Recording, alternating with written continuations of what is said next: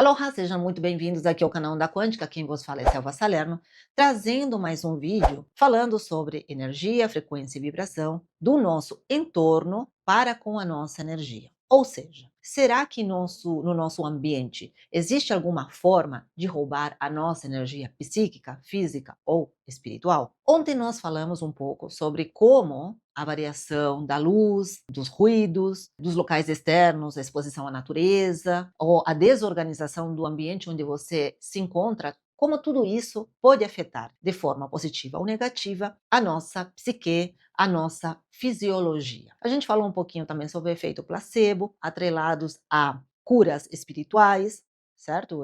Técnicas de cura espiritual, falamos um pouco do Ho'oponopono. E hoje, não diferente, eu quero trazer também essa questão desse tipo de cura, falando um pouquinho sobre o Theta Healing e a hipnose clínica, né? E vamos falar também sobre a síndrome do edifício enfermo, a geobiologia e a geofísica, explicando um pouco mais como tudo isso podem roubar ou podem nos beneficiar nesse quesito energia. Bom, vamos começar então com a síndrome do edifício enfermo. Vamos entender primeiro que isso não é uma especulação, ok? Isso é validado, inclusive, por organizações como a OMS, a Organização Mundial da Saúde, onde diz que determinados locais onde a gente mora, a gente está, podem, de uma forma ou outra, ocasionar desconfortos ou até problemas de saúde física, espiritual ou psicológica. E o que acontece? Quais são os efeitos que isso traz? Pode trazer náuseas, podem trazer problemas respiratórios, irritação nas mucosas, tanto irritação também nos olhos, e por aí vai. E o que ocasiona isso? Bom,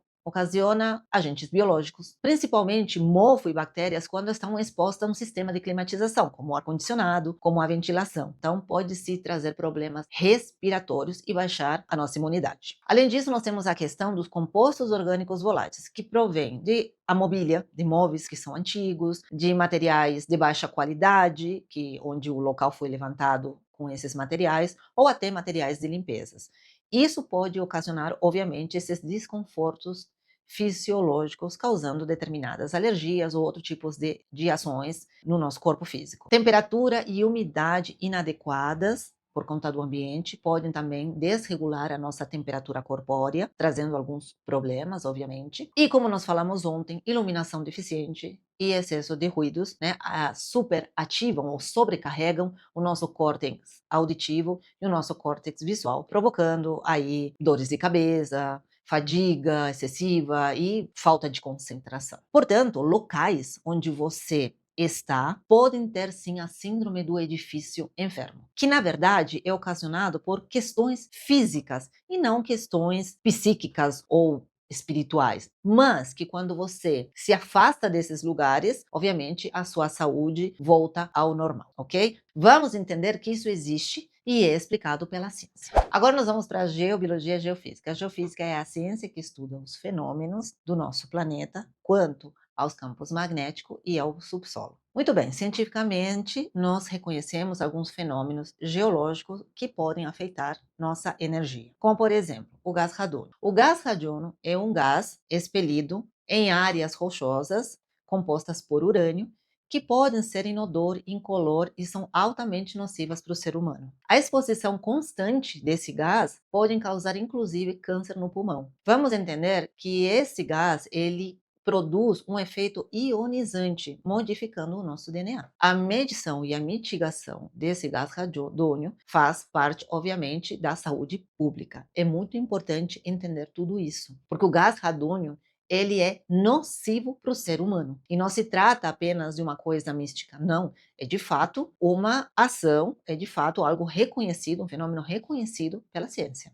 Campos magnéticos naturais. A Terra produz campos magnéticos contra, obviamente, a radiação que vem do espaço. Em determinadas variações que acontecem em tempestades solares, podem causar uma corrente elétrica que, muito embora a ciência não concorde com isso, podem ter um efeito nocivo mais para o lado psíquico das pessoas. Mas a gente tem que deixar bem claro que isso ainda não foi comprovado cientificamente, isso não está carimbado pela ciência. E agora, indo mais pela questão da geobiologia, o campo da geobiologia se estende aquém da geofísica, em conceitos como linhas de Hartmann, em veios de águas subterrâneas e em zonas de estresse geopático, a gente pode interpretar como um roubo de energia, sim. Muito embora a ciência pragmática não detecte isso como um fato, a neurociência cognitiva e a psicologia podem atrelar uma determinada crença a um efeito, o chamado efeito nocebo. Diferente do efeito placebo, que ajuda a curar alguma coisa, ele ajuda a construir uma coisa para o bem,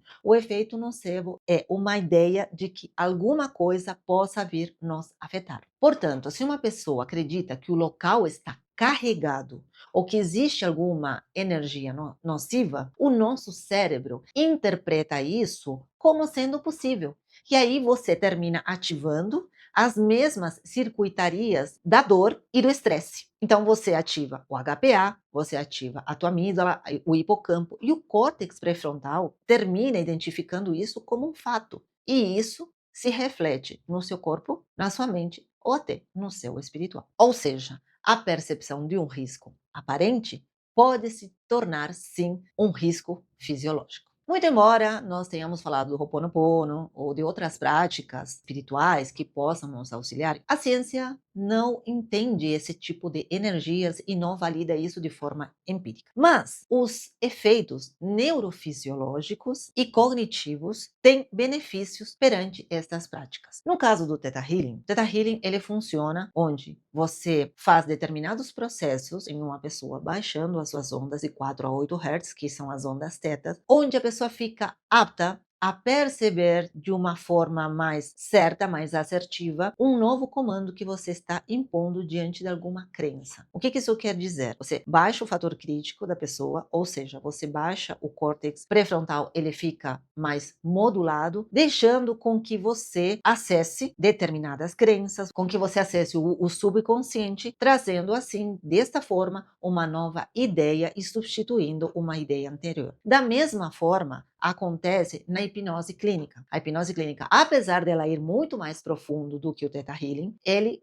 opera da mesma maneira, deixando uma crença que você tem, um medo, uma fobia, até um determinado hábito em compensação do outro. Então você tira daqui, você dissocia isso e você associa uma nova circuitaria neural. Isso com práticas, obviamente, repetitivas, podem colaborar com a chamada neuroplasticidade. Somado isso, o efeito placebo também ajuda, obviamente, nessa questão da ativação da recompensa por conta dessa aparente cura, liberando dopamina entre outros neurotransmissores que vão favorecer, sim, essa nova reestruturação cognitiva. Em resumo, enquanto esses métodos espirituais não são validados pela ciência, existem efeitos neurofisiológicos compensatórios, ajudando a neuroplasticidade trazer uma forma diferenciada e ocasionando assim liberdade nessa questão